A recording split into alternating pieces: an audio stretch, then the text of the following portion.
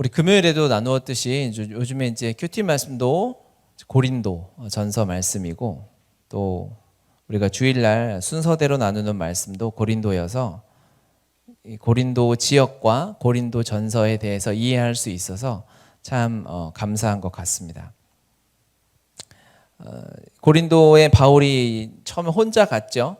가서 지난주 나눴던 것처럼 브리스길라와 아굴라라는 정말 위대한 하나님의 팀, 귀한 사역자들을 그곳에 심어 놓으셨고, 또 이어서 우리가 5절에 읽은 것처럼 실라와 디모데가 마게도냐로부터 고린도에 합류합니다. 그러니까 고린도에 바울이 왔죠. 브리스길라와 아굴라가 있죠. 실라와 디모데까지 온 거예요. 멋진 거죠. 이 당시엔 이들이 얼마나 대단한지 몰랐겠지만 이 초대교회 기독교 역사상 이 5명은 정말 중요한 하나님의 일을 했던 사람들이거든요. 그 당시로 뭐 교회 어벤져스 같은 느낌이죠. 이 사람들이 쫙 모인 거예요. 고린도라는 한 지역에.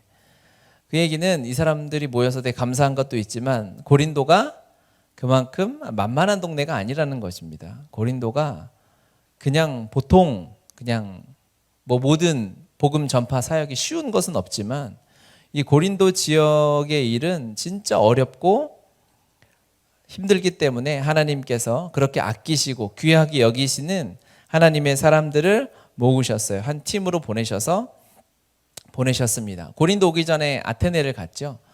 아테네는 도시 자체가 그 당시에 10,000명, 20,000명이 넘을 수 없는 작은 도시였다고 하고요. 고린도 지역이 사실은 지금은 아테네가 훨씬 유명하지만 고린도가 당시에는 이 아가야 지역의 수도였어요.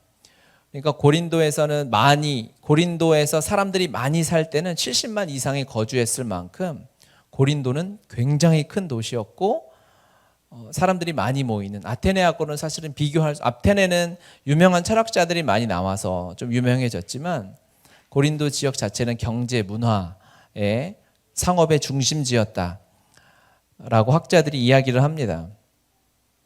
그래서 이 고린도 지역에는요, 해발 600m 되는 곳에 큰 산이 있었다고 해요. 그 산 위에 이 사랑의 여신인 아프로디테인가요? 그 여신을 위한 신전이 있었대요. 그러니까 그 신전을 섬기는 여종이 1,000명 이상 있었다. 이렇게 얘기를 합니다. 그들이 그냥 신전을 섬기는 여종이 아니라 사실은 매춘부들입니다. 엄청나게 타락하고 문란하고 음란했던 도시가 고린도였다라고 학자들이 얘기하고요. 실제로 그 당시의 단어 중에 그 고유명사처럼 고린도 사람처럼 행한다라는 말이 단어로 명사화돼서 음란한 행위를 하다, 매춘부다라는 단어로 성립될 만큼 그 당시에 코린티아조마이, 코린티아스테스 이런 단어가 매춘부와 동의어로 쓰일 만큼 이 고린도 지역이 사람들에게 그 당시에 상징하는 것이 어떤 것인지를 알 수 있는 거죠. 고린도는 진짜 어려운 도시였어요. 하나님이 왜 이렇게 사람들을 많이 보냈는지 알 만큼, 하나님의 사람들을 왜 그곳에 심어 놓으셨는지 알 만큼 쉽지 않은 복음 전파의 목적지였던 것입니다. 그래서 바울이 이곳에 갈 때 고백했던 마음의 고백이 있어요. 고린도전서 2장 3절을 같이 한번 읽어보겠습니다. 내가 너희 가운데 거할 때 약하고 두려워하고 심히 떨었노라. 고린도에 갈 때 바울의 마음이 이랬다는 거예요. 내가 너희 갈 때 정말 두렵고 심히 떨었어. 힘들었어. 쉽지 않았어. 처음에 혼자 내려갔지 않습니까? 혼자 내려갈 때도 너무 두려웠지만 그곳에 사람들을 만나고 복음 전파하는 일이 그만큼 어려웠다는 것은 바울이 고백해요. 그러니까 고린도전서 2장 3절을 읽었는데 2장 2절은 무슨 말씀이냐면 내가 십자가 위에는 아무것도 알지 아니하기로 결정한다라고 고백하거든요. 그 고백이 나온 배경이 있는 거예요. 정말 고린도에서는 복음 말고는, 십자가 말고는 어떠한 것하고도 타협할 수 없는 영적 최전방이었다라는 것입니다. 이 바울에게 하나님께서 명령하시는 거예요. 9절 같이 한번 다시 읽겠습니다. 밤에 주께서 환상 가운데 바울에게 말씀하시되 네, 두려움 좀 있다가요. 잘 따라오세요. 혼자 막 가지 말고. 하나님이 환상 중에 말씀하시는 장면이, 바울이 하나님하고 많이 친했잖아요. 그랬죠. 많이 친했는데 매번 말씀하신 게 아니에요. 환상 중에 하나님께서 말씀하신 부분이 바울의 삶에 몇 번 나오지 않습니다. 그런데 고린도에서 말씀하시는 거예요. 뭐라고 하시냐면 두려워하지 말고 침묵하지 말고 말하라 이렇게 이야기합니다. 이걸 제가 세 번역으로 읽어드리면요. 그런데 어느 날 아침에 환상 가운데 주님께서 바울에게 말씀하셨다. 무서워하지 말아라. 잠자코 있지 말고 끊임없이 말하여라 라고 합니다. 바울의 마음에 어떠한 두려움이 있었을까요?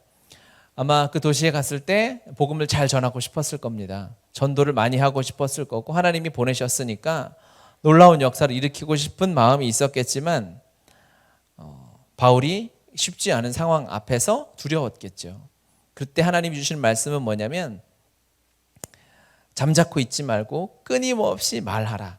즉 바울에게 명령하신 건 뭐냐면 야 너희들 이 사람들 다 모아 고린도 사람들 다 모아서 복음을 전하고 그들에게 성경을 가르치고 그들을 회심시키고 뭐 조직을 만들고 이런 걸 가르친 게 아니라 바울 너는 너무 고민 많이 하지 말고 그냥 끊임없이 말하라 설교하라 복음 전하라 라는 거예요.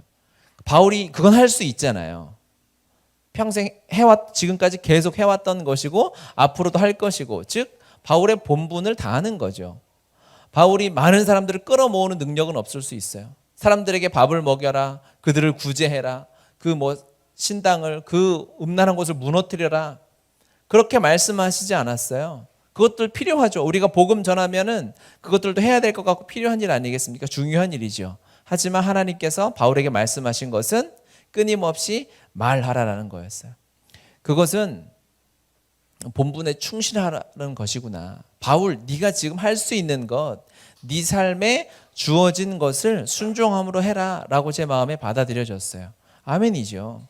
하나님의 이 놀라운 큰 일 앞에서 할 수 있는 것이 사실 사람이 많지 않아요. 아니 거의 없어요. 우리가 너무 능력이 미약하기 때문에 할 수 있는 것이 없습니다. 하나님이 하셔야 해요. 우리는 하나님이 하라고 말씀하신 그 작은 일에 순종하는 거죠. 사명, 부르심 큰 것이 아니에요. 우리의 사명이 무엇일까요? 그것은 오늘 우리가 해야 할 삶을 사는 것이 하나님의 콜링이고 부르심이고 사명인 줄 믿습니다. 본분을 다하는 거죠. 그것이 어떠한 삶이냐? 경건한 삶인 거죠. 고넬료를 설명할 때 사도행전 10장 2절에 고넬료 그는 경건하다라고 했잖아요. 고넬료 이야기할 때 제가 여러 번 말씀드렸죠. 그 경건하다라는 뜻에는 두 가지가 있다고 해요. 하나는 영적으로 하나님 앞에 충실한 거예요. 헌신적인 거예요. 또 하나는 내 삶에 주어진 일에 본분을 다하는 것입니다. 그것이 바로 경건한 삶인 거죠. 그래서 지금 하나님께서 이 두려움, 하나님의 놀라운 일을 이루어야 돼요. 우리는 모든 이 땅에 지금 이 시대를 살아가는 그리스도인들은 선교 완성을 이루어야 될 세대입니다. 열방을 복음화해야 돼요. 북한을 돌파해서 무슬림을 하나님 앞에 돌려야 돼요. 그 일을 위해서 우리가 무슨 일을 할 수 있을까요? 첫 번째는 하나님 내게 주신 일에 감사함으로 충성스럽게 시간을 낭비하지 않고 게으르지 않고 충성을 다하는 거예요. 첫째는 내 본분인 거죠. 학생은 공부해야 할 때 공부해야 하는 것이고 직장생활 하시는 분은 열심히 직장생활 하시고 아이를 키우는 분은 열심히 이유식을 만드시고 그것이 하나님이 기뻐하는 내 사명입니다. 할렐루야. 그렇죠?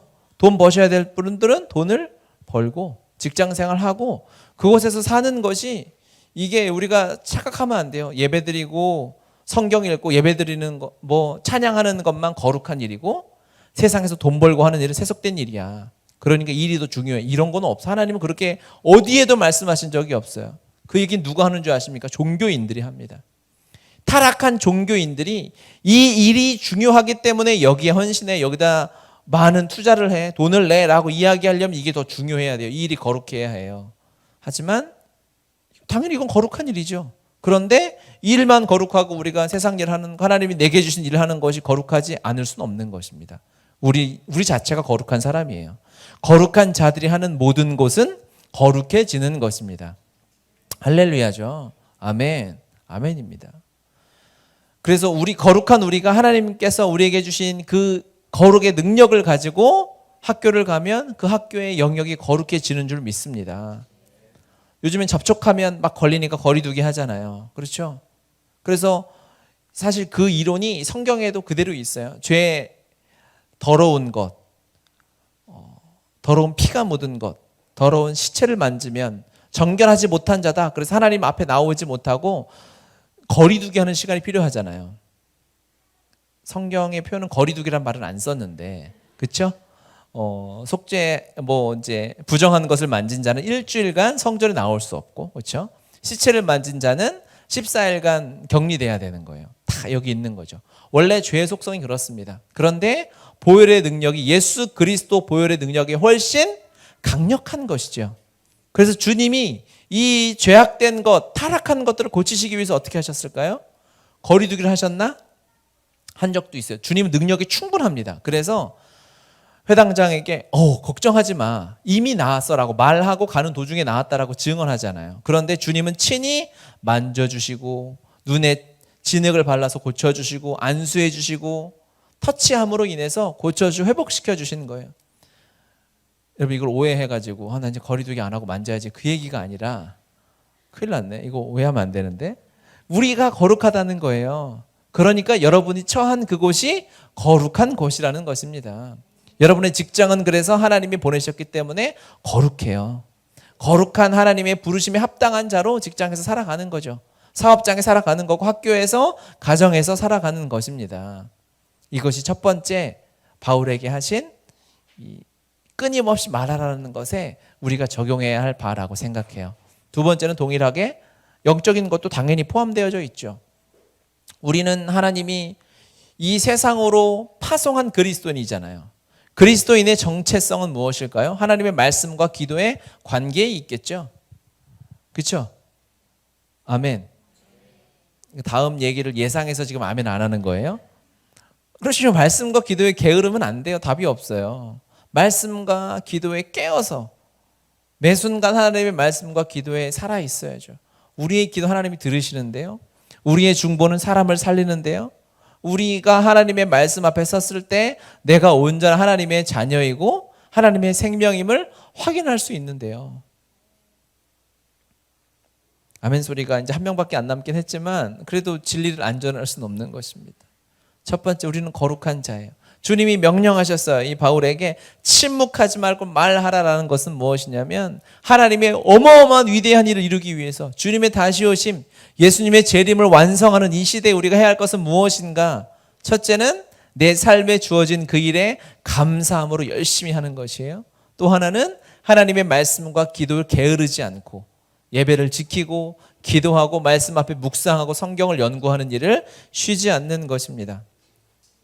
이 두려워하고 있는 이 바울에게 주신 두 번째 말씀은 10절 같이 한번 읽겠습니다. 내가 너와 함께 있음에 어떤 사람도 너를 대적하여 해롭게 할 자가 없을 것이니 이는 이 성중에 내 백성이 많음이라 하시더라. 아멘. 바울이 힘들죠. 힘든 이 두려운 마음 가운데에서 하나님 해주시는 말씀은 너 혼자 아니야 라는 거예요. 이 성중에 내 백성이 많아. 이미 구원한, 바울이 복음을 전하기도 전에 예수님을 믿고 그곳에서 기다리고 있는 브리스길라와 아굴라 같은 하나님의 사람도 있고, 아직 주님 앞에 돌아오진 않았지만 곧 돌아오게 될 내 백성들이 많다라고 주님께서 바울에게 위로해 주시고 힘을 주시는 것입니다. 우리는 혼자가 아니기 때문에 그렇습니다. 하나님은 사람을 완전하게 지으셨지만 절대 혼자 모든 것을 하도록 하시지 않으셨어요. 죄가 하나도 없는 아담을 보시면서 주님께서 혼자 있는 것이 좋지 못하다라고 하셨어요. 하나님이 왜 그러셨을까요? 그분이 아담을 만들어 놓고 생각해 보니까 뭐 허전하네. 성부, 성자, 성령이 회의해가지고 뭐가 허전할까?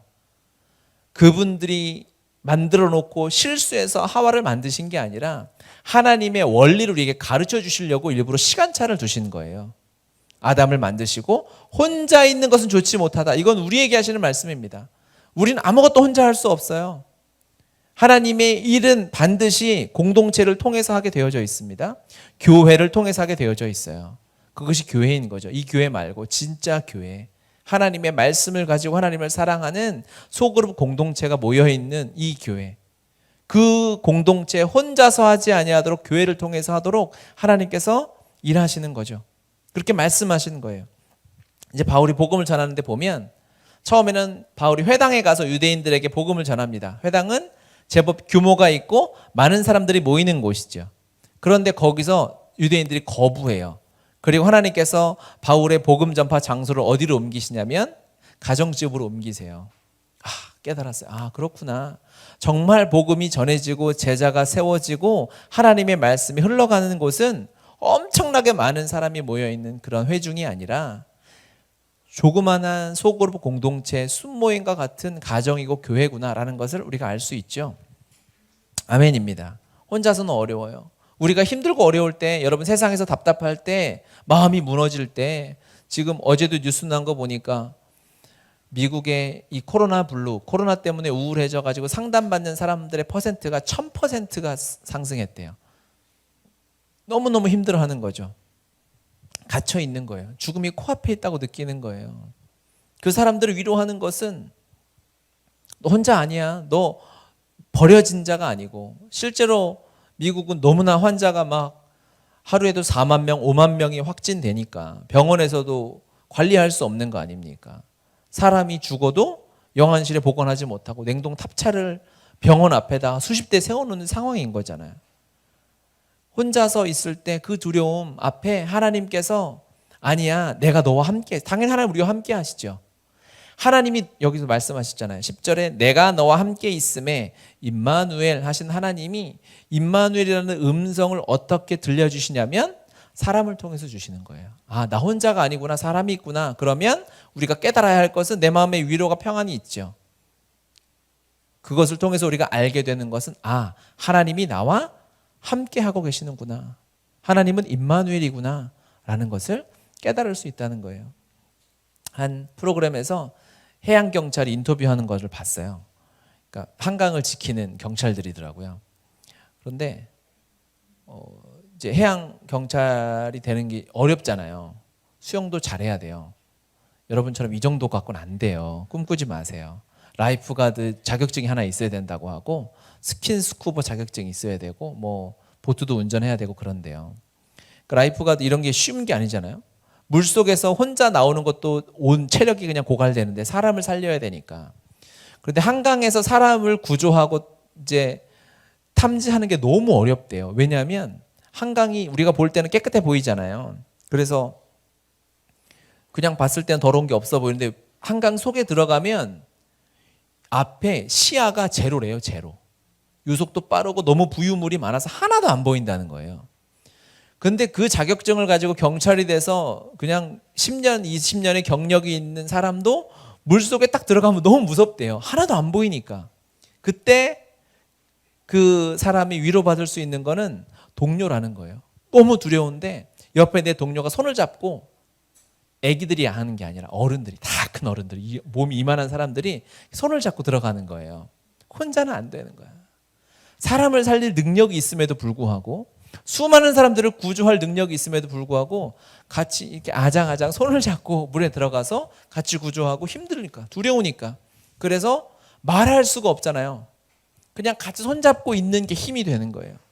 그럼 어떻게 사인을 보내냐 그랬더니, 힘들면 올라가자라는 사인은 서로 엄지손가락을 막 만진대요. 서로 막. 그러면 우리 올라갈까? 그러면 이제 올라가는 거예요. 너무 은혜가 됐어요. 그 인터뷰가 뭐 교회에서 한 게 아니라 TV에서 본 건데, 그렇구나. 우리가 세상이 이런 세상이구나. 서로 말이 통하지 않을 때도 있어요. 그런데 내 곁에 누군가 내가 손을 내밀었을 때 내 손을 잡고 내게 손가락으로 사인을 보내줄 수 있는 사람, 내가 힘들고 표정이 어둡고 안타깝고 자신이 없을 때 누군가 나를 보고 내 마음을 알아줄 수 있는 그 한 사람이 있는 것이 그 사람에게 힘이 되고 능력이 되고 그 사람을 살리는 것이구나. 그렇게 한강을 지키고 수많은 사람들을 지켜냈던 것이구나 라고 생각하게 됐어요. 하나님 우리를 혼자 두지 않으셨습니다. 옆에 사람을 두심으로 인해서 그냥 그 사람 때문에 힘받아라 그것이 아니라 하나님이 너와 함께 있다라는 거예요. 할렐루야. 우리 서로 믿음의 고백을 합시다. 당신은 당신은 임마누엘의 사인입니다. 시작. 무슨 뜻인지는 아시죠? 외래어가 많이 들어가가지고 아무 생각 없이 하시면 안 되고, 당신 때문에 임마누엘 하나님이 계시다는 것이 내 안에 확인되는 거예요. 또 하나님께서 바울 곁에 너 혼자 아니야, 이성 중에 내 백성이 많아라고 한 것은 그 이유가 무엇일까? 바울이 혼자 하기에는 너무 크고 엄청난 일이기 때문에 그렇습니다. 바울은 대단한 사람이지 않습니까? 바울이 공부도 많이 했고요. 로마 시민권도 가지고 있고 그 당시 사도들 중에서도 제일 열심히 열정으로 하든 나이로 치든 뭐 하나 꿀릴 것 없는 아주 능력 있는 사역자였지만 하나님께서 바울에게 하신 말씀 뭐냐면 너 혼자서는 아무것도 할 수 없어라는 거예요. 바울이 혼자 할 수 있으면 사람을 왜 두겠습니까? 왜 바울과 실라와 디모데를 두겠으며 왜 선교를 나갈 때 팀을 이뤄서 가도록 하겠으며 그곳에 왜 브리스길라와 아굴라를 두셨으며 왜 그 성에 이미 하나님이 구원하기로 작정한 영혼들을 두셨을까요? 하나님의 일, 하나님이 우리에게 맡기신 사명은 절대로 혼자 할 수 없다는 것입니다. 아멘이죠. 아멘이에요. 그렇기 때문에 우리는 작은 것이라도 하나님이 주시는 그 사명이 있다면 절대 내 혼자 할 수 있다라고 착각해서는 안 돼요. 불가능합니다. 어려워요. 함께 기도해야 합니다. 함께 나눠야 합니다. 함께 손을 잡고 연합해서 협력해서 주님의 사역들을 이루어가야지만이 하나님의 일이 이 땅에서 하나님의 뜻이 이 땅에서 이루어지는 줄 믿으시기 바랍니다. 1인 기업이어도 마찬가지예요. 혼자 내가 내 자식을 키운다고 생각해도 마찬가지예요. 절대 혼자 할 수 없어요. 한 가정이 할 수 있는 일은 없습니다. 한 사람이 할 수 있는 일은 없어요. 그런 건 없어요. 함께 해야 해요. 하나님이 그래서 우리에게 공동체를 주시고 이웃을 주시고 손을 주시고 교회를 주신 거예요. 우리가 이것들을 하나님이 나를 혼자 두시지 않고 교회를 주셨구나라는 것을 내 마음에, 여러분의 마음에 새기시길 바랍니다. 그것이 우리의 힘이고 하나님의 능력입니다. 사람이 힘이에요. 하나님 우리에게 주신 지체들이 은혜이고 감사입니다. 그래서 서로가 서로를 돌아봐야 돼요. 누구에게 기도 제목이 있진 않은가? 누구에게 어려움이 있진 않은가? 우리 지체들 중에 또 누가 새로 오신 분이 있는데 저분은 누굴까? 너무 적극적으로 다가가면 부담스러워 도망갈 수 있으니까 거리두기를 하시면서 누가 이번 주에 할인이 내가 이사를 간다는데 이삿짐 센터는 어디를 했나? 영구 이사인가 이사 박사인가? 궁금해하고 기도해주고 그렇죠? 이제 윤석 수장이 곧 사업을 이제 개업을 하는데 ABC가 대문자인가 소문자인가 이렇게 관심을 갖고 그래야 우리가 교회인 거예요. 여기서 예배만 드리는 굳이 여기서 우리가 예배 드리고 박수치고 하나님 찬양 헌금하고 돌아가는 거 감사한 예배지만 예배의 절반입니다. 예배의 절반은 성도의 교제예요. 할렐루야. 그게 연합이고 공동체이고 하나님의 일하심인 줄 믿습니다. 함께 서로 위로하고 중보하고 기도하는 일 우리 안에 하나님이 함께 하신다는 사인입니다. 그렇죠? 첫 번째 우리가 서로가 서로를 통해서 하나님의 위로하심을 누려야 돼요. 거리두기 때문에 자주 보지 못하고 우리가 이부 모임도 못하고 오늘도 원래 그래도 간식이라도 주려고 했는데 먹다가 또 확진되고 그래 갔다가 취소했어요. 집에 그냥 가라고. 예배만 드리고 가자 이렇게 했는데 그렇다고 여기서 물러설 거냐 그러지 않습니다. 7월부터 고민하고 있어 기도하고 새로운 그렇다고 우리가 지금 이부 모임 못한 지도 지금 뭐 두세 달이 넘어가니까 뭐하고 어떤 기도 제목을 가지고 살아가나 잘 모르잖아요. 그럴 수는 없겠다 싶어서 거리두기를 하면서 우리가 서로 기도 제목도 나누고 함께 중보하는 시간들을 하려고 하고 있습니다. 해야 되겠죠? 미룰 수 있는 일이 아닙니다. 하나님의 교회고 우리가 한 몸이고 서로가 서로를 세워가는 것이기 때문에 또 하나님께서 우리에게 지체를 주시고 가족을 주시고 함께 일할 동역자를 주시고 함께 중보할 사람들을 주셨다는 것은 우리에게 맡긴 사역이 너무너무 크다는 거예요. 어느 누구도 할 수 없어요. 천사도 감당할 수 없는 일을 하나님께서 교회에게 맡겨주셨어요. 그렇기 때문에 우리는 함께 하나님께서 하도록 비전을 주시고 꿈을 주시고 함께 가도록 만드신다는 거예요. 하나님께서 여러분을 복음의 교회로 부르셨다는 것을 믿으십니까? 마스크 했지만 아멘 하셨죠? 믿으시죠? 저도 믿습니다. 하나님께서 저를 복음의 교회를 세우기로 결정하시고 제가 한 게 아니잖아요. 제가 할 수 있는 능력도 없잖아요. 하나님께서 교회를 세우기로 결정하시고 저를 불러주셨어요. 너무 감사하고 행복하고 막 생각하면 생각할수록 가슴이 벅찹니다. 그러면서 하나님께서 교회를 세우라 하시고 우리 복음의 교회가 세워야 할 영역들에 대해서 가르쳐 주셨어요. 말씀해 주셨어요. 나오겠죠. 잘 안 보이는데 7가지 영역을 주셨습니다. 같이 교회부터 읽어볼까요? 시작.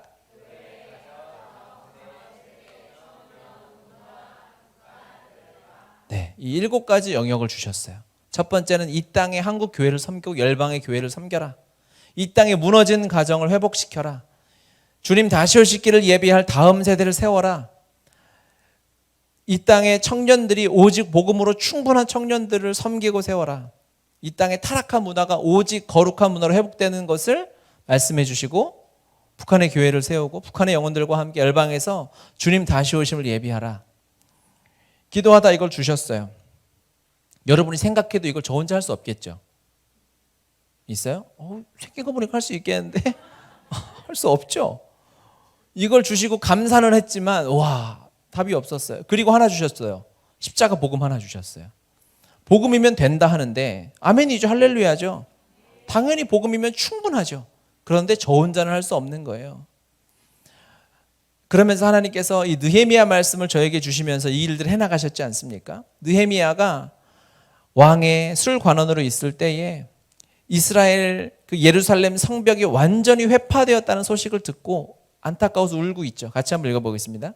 내가 이 말을 듣고 앉아서 울고 수일 동안 슬퍼하며 하늘의 하나님 앞에 금식하며 기도하여 예루살렘이 완전히 박살나고 황폐화되었다는 소식에 너무너무 가슴 아파서 울고 있었어요. 안타까워하고 있었습니다.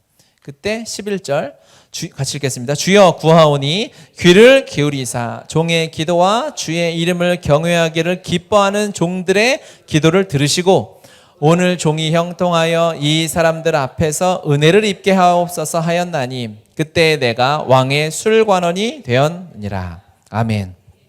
느헤미야가 그 안타까운 마음을 가지고 있을 때 느헤미야의 위치가 어디냐면 왕의 술관원이에요. 고위층이네. 좋겠네. 그게 아니라 술관원이었기 때문에 왕을 이 느헤미야 중심으로 세상이 움직이잖아요. 할렐루야. 세상은 그리스도인 중심으로 움직이게 되어져 있습니다. 하나님의 자녀니까. 왕이 있고 그 옆에 느헤미야가 있는 게 아니라 느헤미야가 있고 그 옆에 왕이 있는 거죠. 왕의 술관원이라고 하는 것은 하나님께서 저 말은 뭡니까?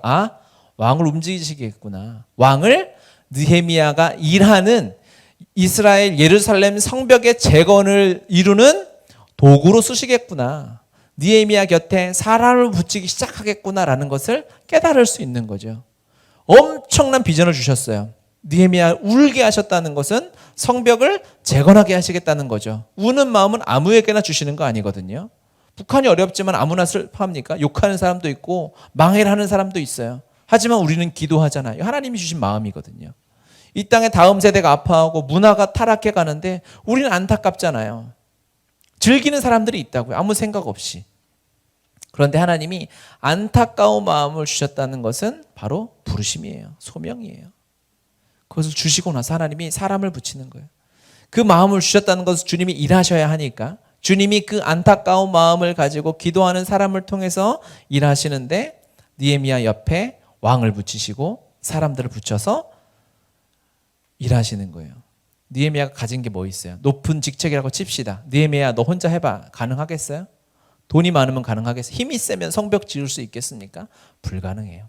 하나님이 원래 주시는 사명이라 하는 것은 인간이 전혀 할 수 없는 일이에요. 자녀를 양육하라고 아이를 가정에 낳게 해주셨어요. 부모가 할 수 있어요? 빨리 엄마들 두 손 들고 아멘 해야지. 울어야지. 불가능. 자식을 어떻게 부모가 키워요? 할 수 있는 일은 아주 그냥 먹이고 입히고 재우는 거 정도? 그거 하면은 엄마 아빠 다 다운돼요. 아무것도 할 수 없어요. 주님이 하셔야 하는 거예요. 하나님이 여러분에게 주신 일이 있습니까? 그건 여러분 만만하게 보지 마세요. 주님이 하셔야 돼요. 그래서 하나님 앞에 내어놓아야 돼요. 주님 이거 나 혼자는 안 됩니다. 사람을 붙여주십시오. 하나님이 일하십시오. 우리 교회가 하게 해주십시오. 우리 공동체가 하게 해주십시오라고 하나님 앞에 내어놓아야 하는 것입니다. 그래서 느헤미야가 이 고백을 하는 거죠. 또 그들에게 이제 이스라엘 느헤미야가 돌아와서 예루살렘 한 바퀴 정탐하고 돌아온 사람들에게, 동역자들에게 말합니다. 그리고 나서 또 그들에게 하나님의 선한 손이 나를 도우신 일과 왕이 내게 이른 말씀을 전하였더니 그들의 말이 일어나 건축하자 하고 모두 힘을 내어 이 선한 일을 하려 하매. 아멘. 하나님이 느헤미야에게 처음에 마음을 주시고 사람을 붙이시고 재정을 주시고 모든 것을 허락하시고 이제 함께하는 동역자들의 마음으로 움직이셔서 일을 시작하시는 거예요. 기적같이 느헤미야의 예루살렘 성전이 재건되는 것이죠. 아무도 상상할 수 없었던 일들을 주님이 하시는 거예요.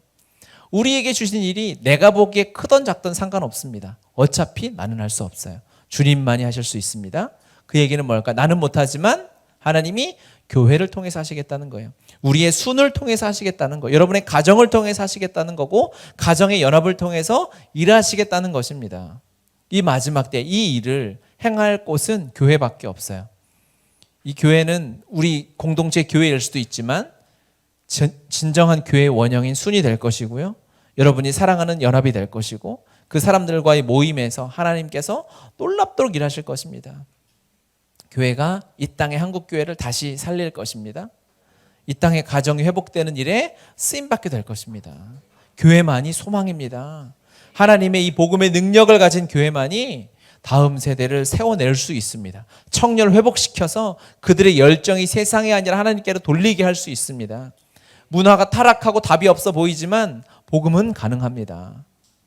북한에도 열방에도 이 십자가 복음을 가진 하나님의 교회가 연합해서 한마음으로 헌신해서 경건하게 주님 앞에 내 본분을 다하며 나아갈 때 하나님의 엄청난 역사를 우리가 함께 보게 될 줄 믿습니다. 아멘. 우리 교회가 기도해서 신천지가 무너지고 있잖아요. 오버하는 게 아니에요, 여러분. 간증을 하자면 길지만 신천지 30만이지만 우리 30명이 더 센 거예요. 할렐루야. 그들은 복음이 없지만 우리는 예수 그리스도 십자가 복음이 있어요. 덤비면 다 죽는 거지. 찬양합시다. 네.